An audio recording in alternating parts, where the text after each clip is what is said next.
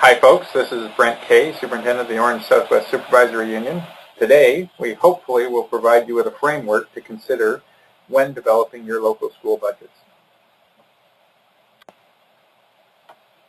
The first thing I'd like to say is, having come from the world of corporate finance many years ago and moving into education, is that the world of educational finance is far more complicated than that of corporate finance.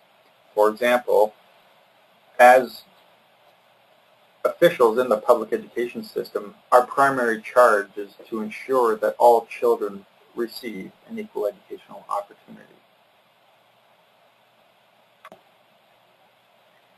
As stated in this slide, unlike private corporations that primarily exist to make profit, public schools exist to ensure all children receive the equal education opportunity that we talked about in the last slide.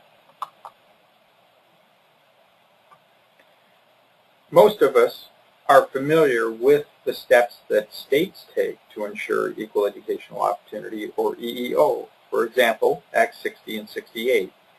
However, when local school boards develop their budgets, there are things they should do also to ensure that resources are allocated in a way that promote equal opportunities or equity for all children.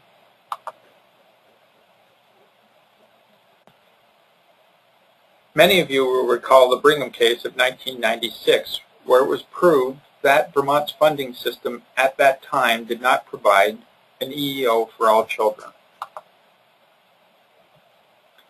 There are two principal tenets of equity. The first is horizontal equity, which means treating equals equally, and that means that all towns must have equal spending power for equal taxation.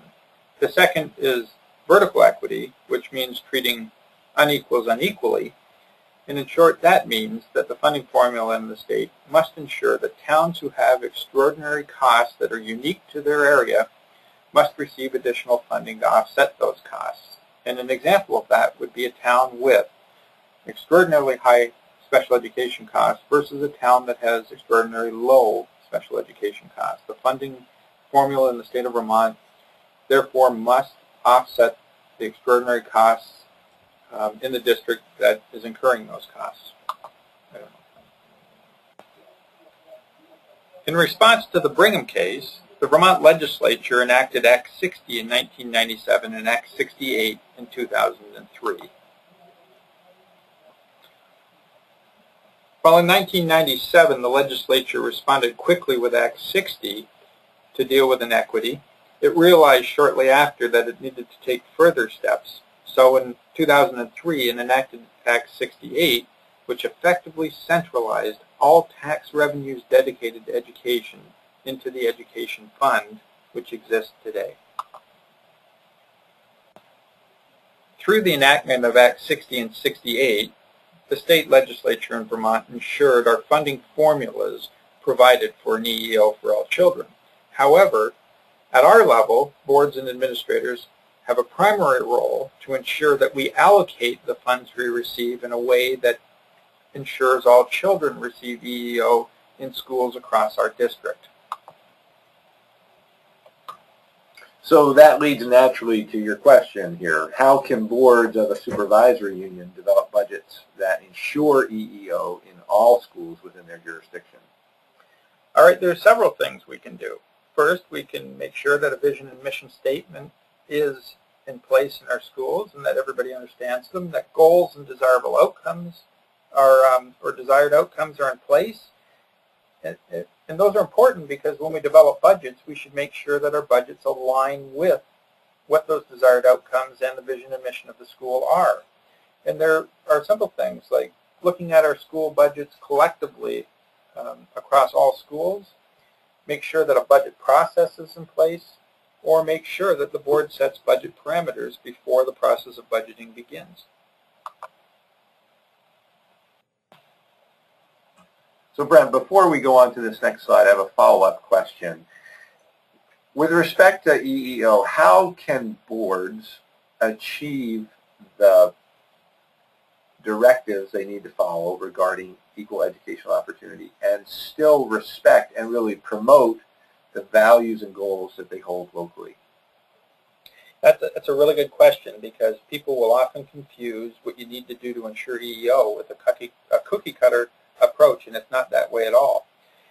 To achieve EEO, you have to make sure that resources are allocated across the district in an equitable way. By doing so, you actually provide local schools the monetary resources they need to actually develop and reflect curricular practices, field trips, community involvement initiatives, anything like that, in creative ways that are very unique to their local schools. If you don't allocate your resources equitably, what inevitably happens is one school will get the lion's share of curricular resources or technology resources or whatever you want, and the other schools won't have those resources and therefore lag. And that's what leads to inequitable opportunities. Shall we listen on it?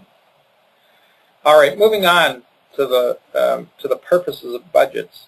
And before we do this, I want to state that later we're going to get into providing you with explicit examples and tools that you can use within your school system that hopefully can help you keep focused on what the purposes of budgets are.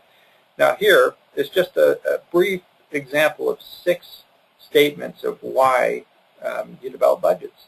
And they're relatively straightforward, and you can read through them. It really is a statement of what's important. It also is a means to ensuring equal educational opportunities for all children, and that's what we've explored over the last 10 to 15 minutes. And there are multiple of other reasons, so these are just samples of those, of the purposes of developing budgets.